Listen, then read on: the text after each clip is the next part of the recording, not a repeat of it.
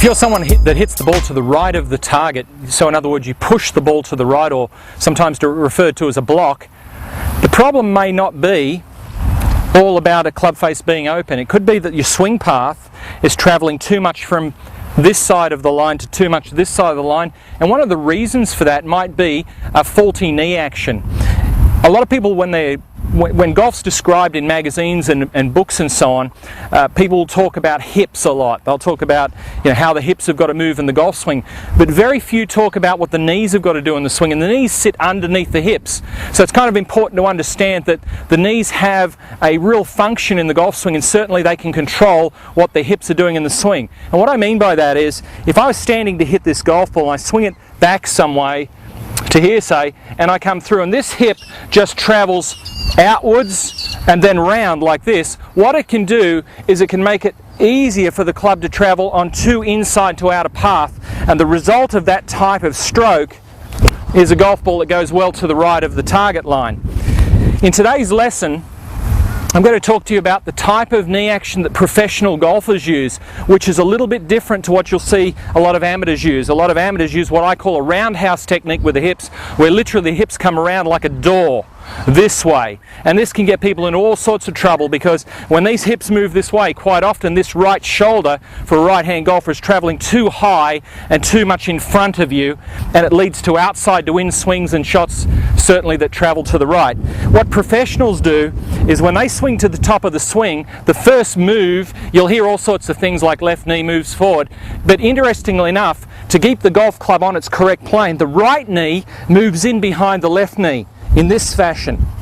The right knee moves in behind the left knee. That is, the right knee does not get outside the left knee line. That's the left knee line there. It does not get outside there. You'll see many amateurs, as I said, get this way, and then that knee gets out in front. You can see that whole right side of my body moving around the golf shot.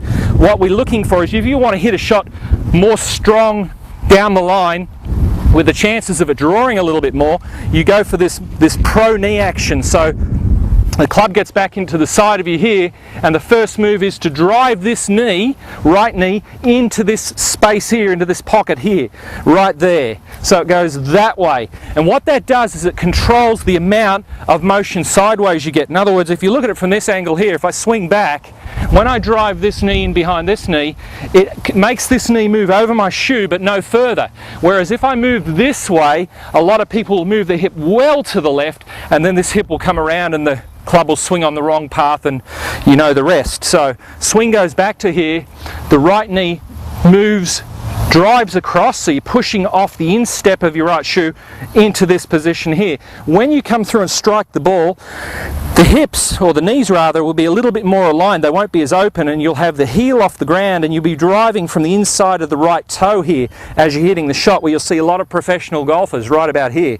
And then it comes all the way through, and at the finish of the swing, the right knee literally tucks in behind the left knee. So you can actually see the left knee there in the video, and the right knee tucked in behind it. So here's the two swings, and you'll see them, they're quite different in terms of the hip action. So here's the first one, the roundhouse technique. So club goes back and around like this. The hip jumps up high, so it goes around and up. It throws the whole right side of the body up. The ball goes to the left, or it could go to the right. The difference is when you use the technique, the knee action that the pros use, it's in quite different. Watch the difference when I swing this golf club, and you'll literally see this knee drive in behind the other one and stay tucked in behind. So here's the difference. Back. Now that golf shot has gone like a rocket, dead straight.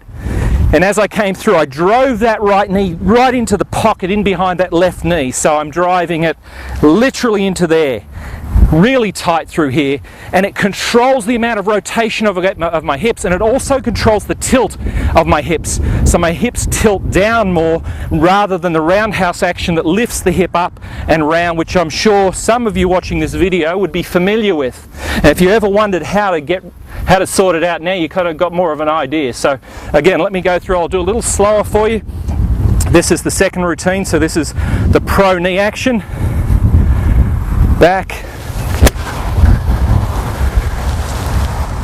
Golf ball's gone dead down the target line, no curve on it. The right knee is driven in and tucked in behind tight, and I cannot over-rotate my hips. They can only rotate the right amount.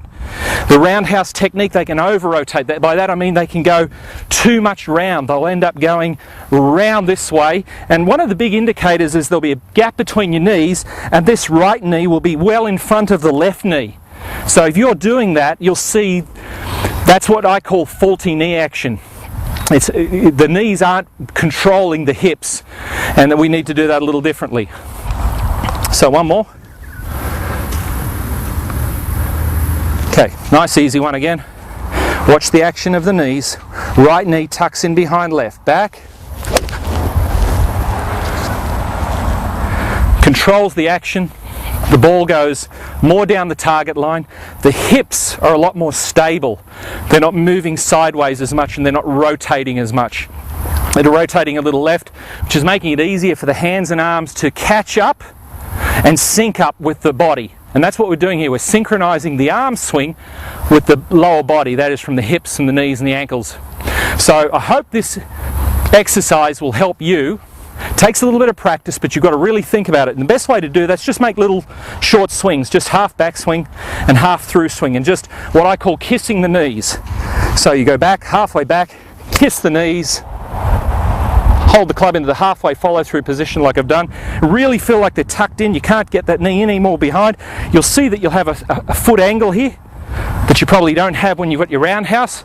A lot of roundhouse actions have the foot well over like this. You'll actually have this foot angle. That's going to control the rotation of your hips, create stability in this area of your body, and you will become a much more consistent ball striker as a result of this, and I hope it helps you. And I look forward to sharing some more information with you in the future.